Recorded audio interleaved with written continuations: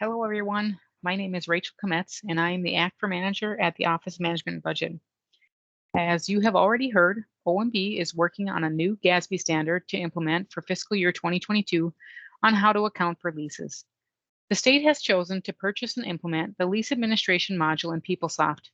In order to get the module up and running, we are asking all agencies to complete the template you received in this email. The leases you report on this template, we will upload into PeopleSoft, so each agency will not have to manually enter all of their leases this first year. We are hoping this template will save everyone time and energy by completing now instead of having to manually key all these leases. After this initial load, OMB will be training staff at each agency on how to enter a lease into the lease administration module. So keep an eye for training in March of 2022. As the template is very long and may appear overwhelming, we wanted to send some guidance on how to complete the template. Thank you for taking the time today to receive guidance on how to complete our lease upload template for PeopleSoft. I know it's been some time since we received the initial lease population survey, so I wanted to refresh your memory on just a few key items about leases before we get into the lease upload template. Here are a few items I plan to cover in today's presentation. First, what is the definition of a lease according to GASB 87? Next, what is not considered a lease by GASB 87? Then, what is the complete term of a lease? And finally, how to complete the lease upload template you have received. As we have previously discussed, a lease according to GASB 87 is defined as a contract that conveys control of the right to use another entity's non-financial asset as specified in the contract for a period of time in an exchange or exchange-like transaction. Let's break it down some. A lease must be a contract. The control of the right to use includes both the right to obtain the present service capacity and the right to determine the nature and manner of use. Examples of non-financial assets include buildings, land, vehicles, and equipment. A specific period of time means it must have an end date. The most challenging part of this definition is determining if you have the right to use an asset or if you have control of the asset. Sometimes defining control of an asset or the right to use an asset is easier to explain by stating what does not have control. For example, the state would not have control if there was a land lease where your agency could place something on the land, but other parties are also able to use the land for other purposes. An example of when the state would have control would be if an agency leases a bobcat to remove snow from the parking lots from October to April for 2 years. The agency obtains the present service capacity during the lease term and the nature and manner in which the bobcat is used. We should note that the control criteria is not limited to contracts that convey substantially all of the present service capacity from use of the underlying asset. Right to use lease assets include rights to use underlying assets for portions of time, such as certain days each week or certain hours each day. One type of lease that we believe has the highest risk of being missed when compiling your lease population is an embedded lease. An embedded lease is a lease agreement that exists within a contract. Since a lease is now defined as a contract that conveys the right to control the identified asset for a period of time, we now need to consider if the contracts contain an identified asset and if the right to control that asset is determined by the lessee. Identification can be explicit or implicit. An explicit identification is when the underlying asset is actually identified in the service contract. For instance, a transportation service contract may require the supplier of the service to use truck number 3340 to deliver the customer's goods. On the other hand, an asset is implicitly identified when the only way the supplier can satisfy their obligations under the contract is to utilize that asset. Some things to consider when you are looking for an embedded lease is that this is a new concept, and service contracts can contain embedded leases. Embedded leases may be in existing contracts and not previously identified. A contract that contains an embedded lease may not use the terms lease or rent. Key terms in your contract that could signify an embedded lease would include exclusive use, solely, or possibly an identification number. There are several types of contracts that you could find in embedded lease. For example, advertising, service, transportation, construction, warehousing, logistics, and data center service agreements could all contain embedded leases. Here is a list of items that will be excluded from GASB 87. One item we have added since our prior training is payable leases with annual payments that are less than $5,000. OMB is currently working with the State Auditor's Office to establish a materiality threshold. At this time, we are only asking for leases that have annual payments greater than $5,000. However, OMB may be in contact at a later date if we need to request any leases with an annual payment less than $5,000. As we have already went over these exclusions with you, I just wanted to point out a few and leave the rest of the list for you to review.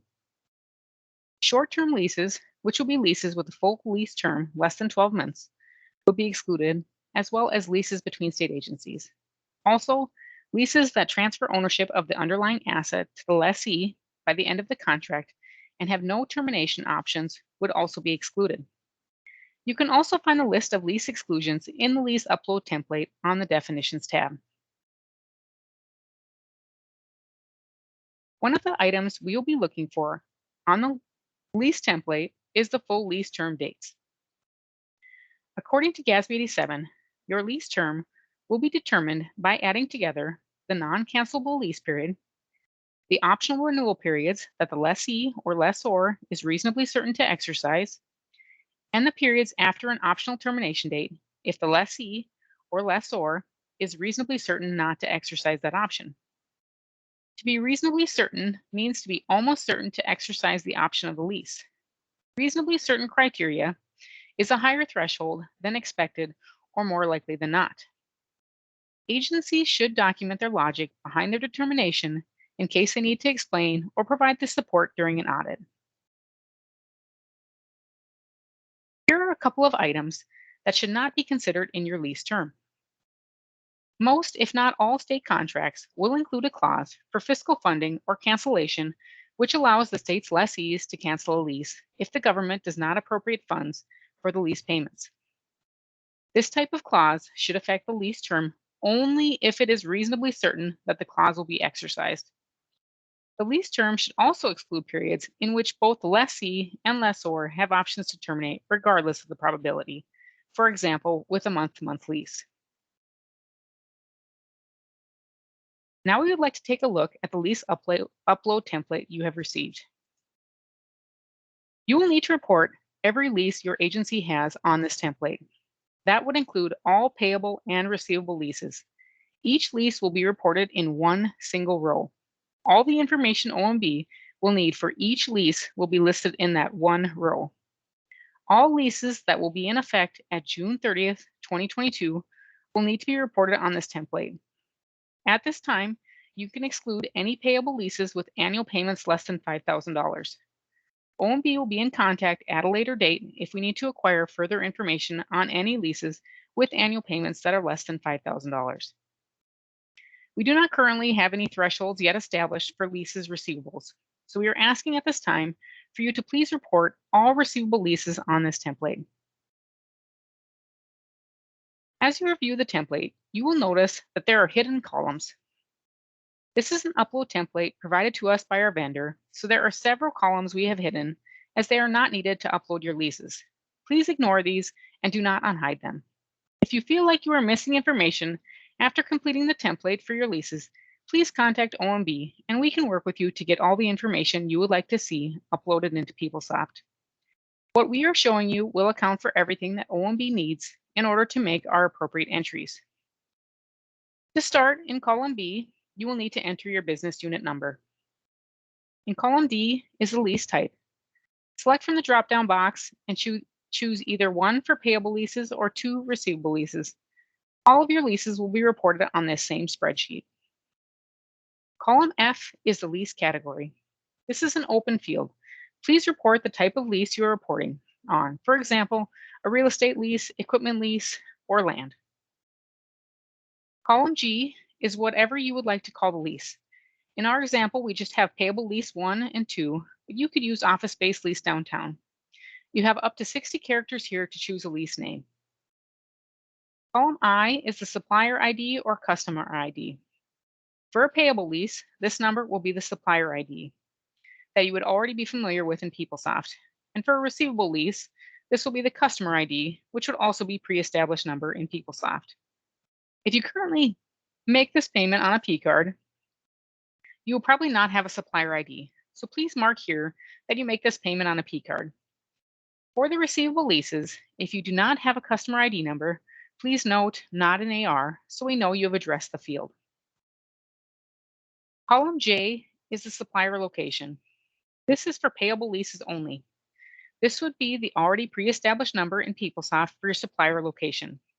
Again, if you pay with a P card, you will also not have this information and you can leave it blank.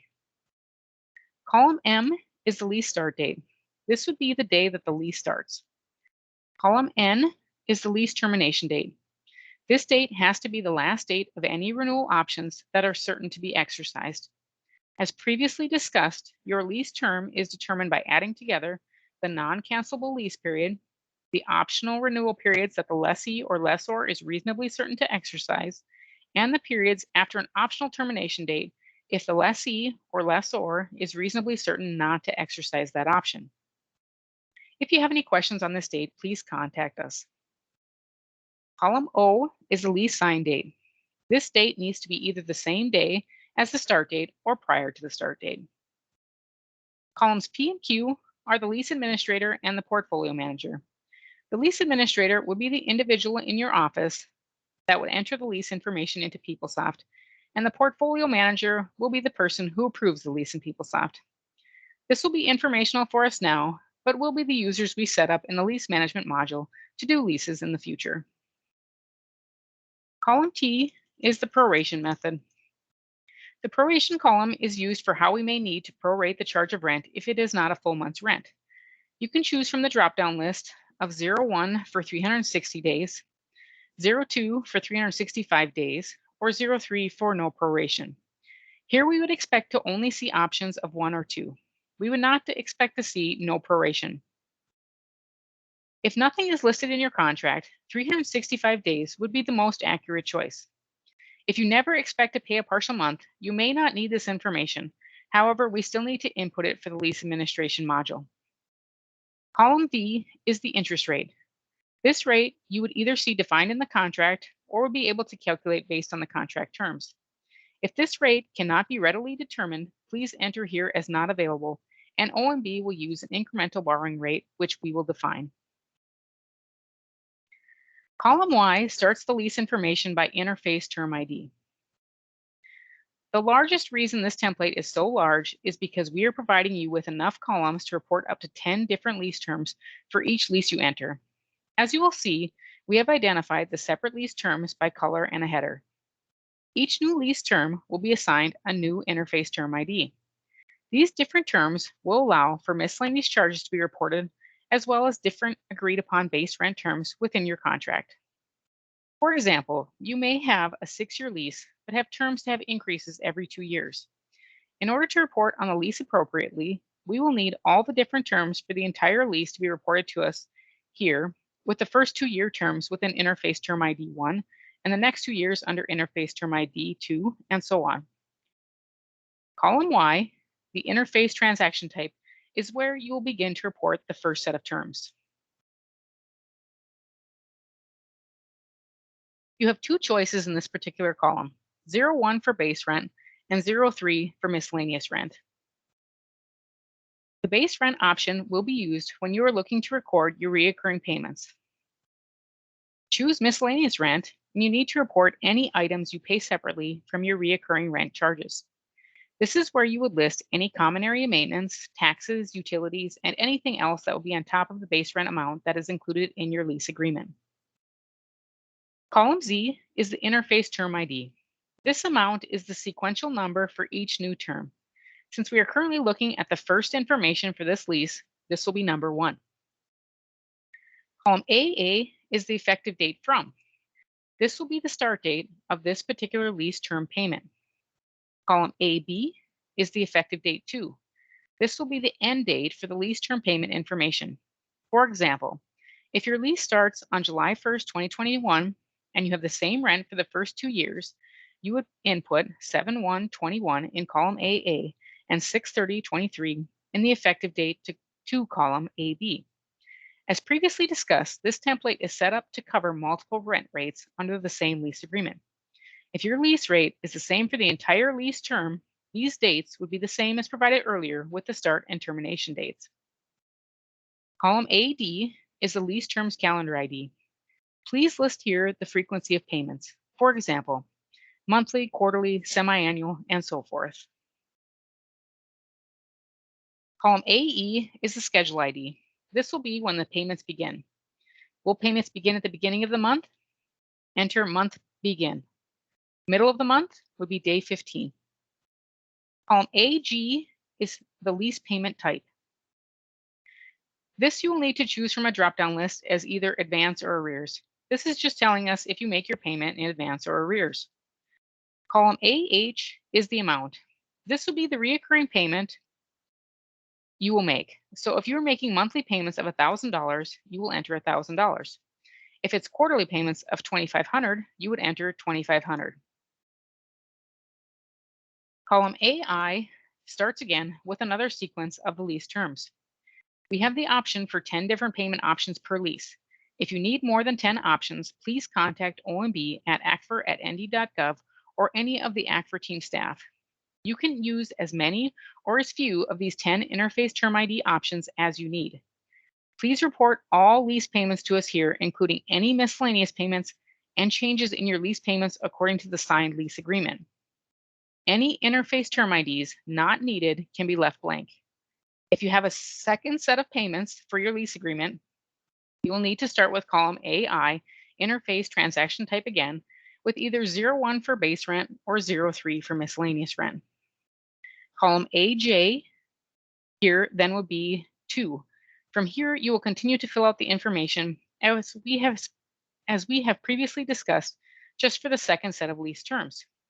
If you don't have any more information to enter, just leave the columns blank and skip ahead to column DV.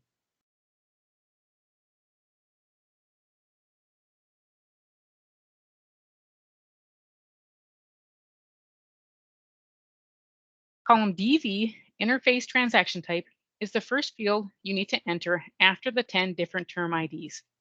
You may recognize this field description from your lease information.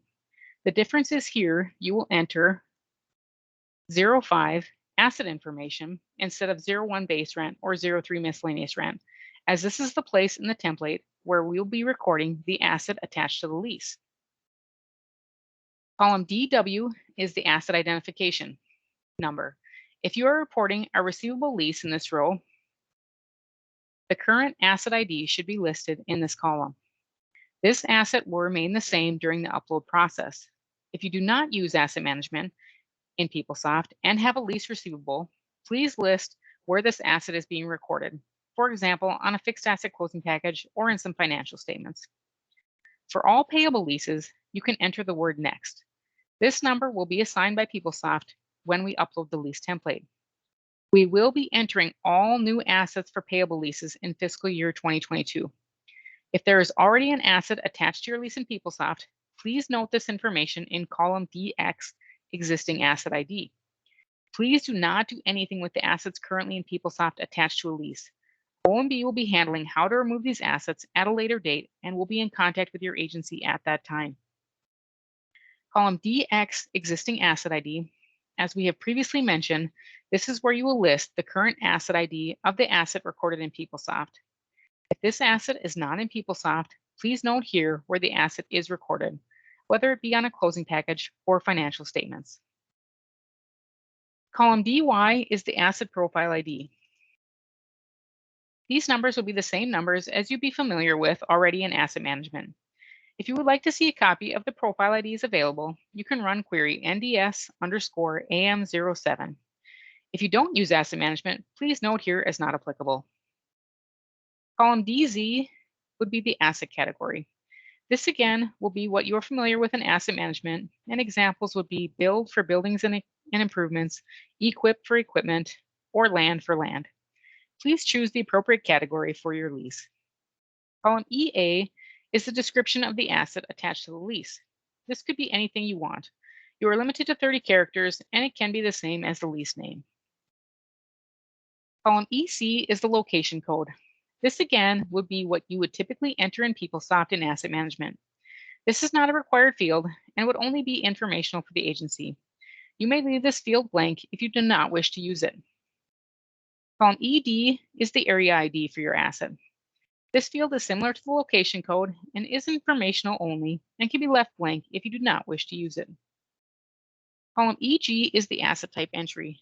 This you will need to choose from the drop-down list and either choose 050 for property or 010 for equipment, depending on what you are leasing. Column EI is the tag number. If you would like to enter a tag number, this can be any number your agency chooses. This number, however, does need to be unique from other tag numbers in your agency and is limited to 12 characters. Column EJ is the serial ID. This is not a required field and is informational for the agency only. You are limited to 20 characters. As you can see, EV through FH all refer to property leases.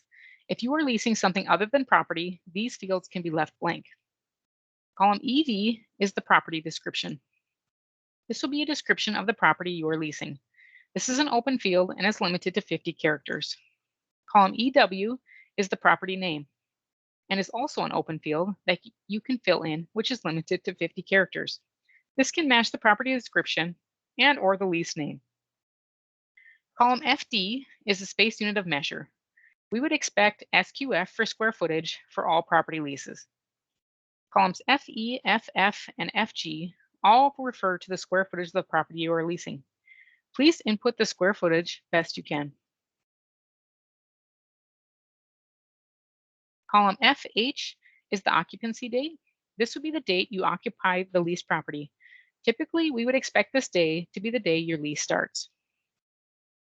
Column FK is the department ID. This would be your department ID that you currently use in PeopleSoft to pay for the lease. Column FL is the operating unit. This would not be a required field, but can be entered as we would use in any other transaction. Column FN is the fund code. This is a required field for every asset. Please enter the fund number that is paying for the lease. You can enter the specific federal fund you are using or use 002 for any federal funds. If you have a funding split, please list both or multiple funds here and the percentage split by each fund. And finally, we come to the last column on the template. Column FO is the class code, which is just an informational field. If you typically use these fields in asset management, you can continue to use them here for your leased asset. If you do not, this field can be left blank. After you complete this template, if there are other asset management fields you typically use or would like to populate, please contact OMB. Along with this template, we also have a field explanation tab and definitions tab. The field explanation tab has brief explanations for each field in the template, as well as a field length limit. The definitions tab has some basic definitions to assist with the template for you to reference. One item to point out on the definitions tab is a tip on how to look for some leases in your agency. A good query to reference when pulling together all your leases is the NDS Act for Lease Payments query. This will not guarantee to show you all lease payments, but may be a good place for agencies to check, as this query pulls all payments that hit a specific list of lease account codes listed here. This will complete the lease upload template. We know this template can appear overwhelming, and we are asking for a lot of information. We are hoping to acquire all necessary information for the lease upload at this time, but please be patient with us as we go through this process. If we have to come back to you with questions on your leases and request more information. OMB would like to help agencies as much as we can answer questions and assist with completing the template. So we have set up a couple of times this week where we will be available to answer questions and assist with completing the template, where you can come meet with us. Please come see us in the Lewis and Clark room on the ground floor of the Capitol on either Thursday, October 21st from 1 to 3 p.m. or Friday, October 22nd from 10 a.m. to noon. Please contact me or anyone else on the ACFR team with any questions you have while completing the template. We really appreciate you taking the time to watch this presentation and to complete the lease upload template.